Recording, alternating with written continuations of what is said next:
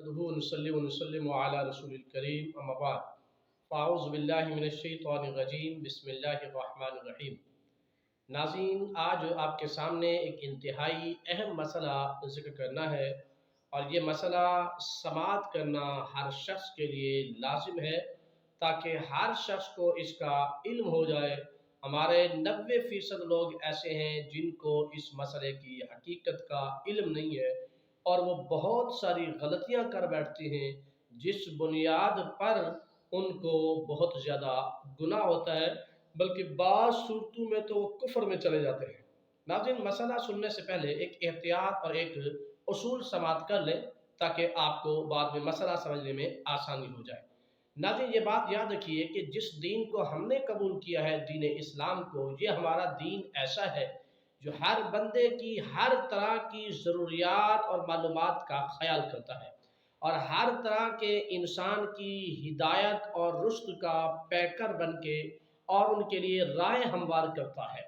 ناظرین، اس دین کو جس کو ہم نے قبول کیا ہے، یہ وہ دین ہے کہ جب اس دین میں داخل ہو گئے ہیں تو اللہ کی رحمتیں اور برکتوں کے دروازے ہمارے لیے کھل جاتے ہیں۔ ناظرین، جس دین کو ہم نے قبول کیا ہے، یہ وہ دین ہے جو ہمیں زندگی کے تمام مسائل، کاروبار کے مسائل ہیں، تجارت کے مسائل ہیں، لین دین کے مسائل ہیں، نوکری کے مسائل ہیں، اسی طرح عبادات کا معاملہ ہے، ہم نے کیسے کیسے عبادت کرنی ہے، اسی طرح ہم نے تجارت کیسے کرنی ہے، اسی طرح ہم نے نوکری کیسے کرنی ہے، اسی طرح ہم نے باپ اچھا کیسے بننا ہے، ہم نے بیٹا اچھا کیسے بننا ہے، ہم نے اچھا باپ کیسے بننا ہے، یہ بھی اسلام بتاتا ہے۔ ہم نے اچھا مالک کیسے بننا ہے، ہم نے اچھا مزدور کیسے بننا ہے، ہم نے دنیا کی ہر چیز کو ذکر کر دیا گیا ہے اسی دین کے اندر۔ بس دیندار شخص کو یہ چاہیے، کلمہ پڑھنے والے کو یہ شخص چاہیے کہ ہر طرح کی معلومات اپنے دین سے لے، اپنے دین سے پوچھے، میرا دین مجھے کیا کہہ رہا ہے، میرا دین میری کیا رہنمائی کر رہا ہے۔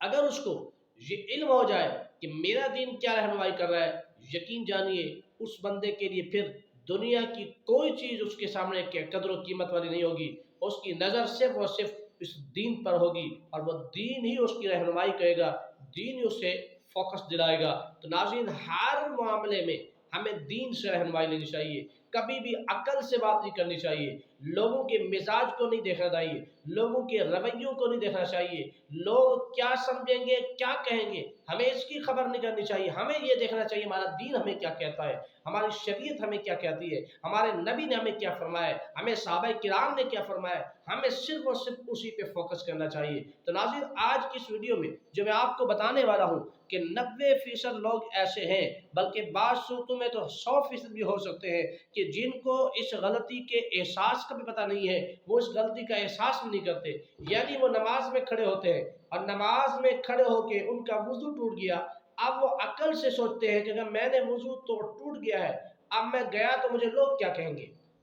اگر میں وضو کرنے گیا تو لوگ مجھے کیا کہیں گے، زمانہ مجھے کیا کہے گا، معاشرہ مجھے کیا کہے گا، میرا محلہ مجھے کیا کہے گا، میرے نمازی مجھے کیا کہیں گے اگر امام کی صورت میں ہے۔ تو ناظرین، اس طرح کی کیفیت پیدا ہو جاتی ہے، پھر انسان عقل سے کام لیتے ہوئے نماز کو جاری رکھتا ہے، نماز پڑھتا رہتا ہے۔ تو آج کی اس ویڈیو میں یہ بتانا ہے آپ کو کہ اگر اس نے ایسا کیا تو اس کے ساتھ کیا معاملہ ہوگا۔ ناظرین، یہ بات یاد رکھیے، اگر کوئی شخص دانستہ جان بوجھ کا وضو ٹوٹ گیا پھر بھی وہ نماز پڑھتا رہا تو یہ حالت کفر کی طرف چلا گیا ہے، اور اس پر توبہ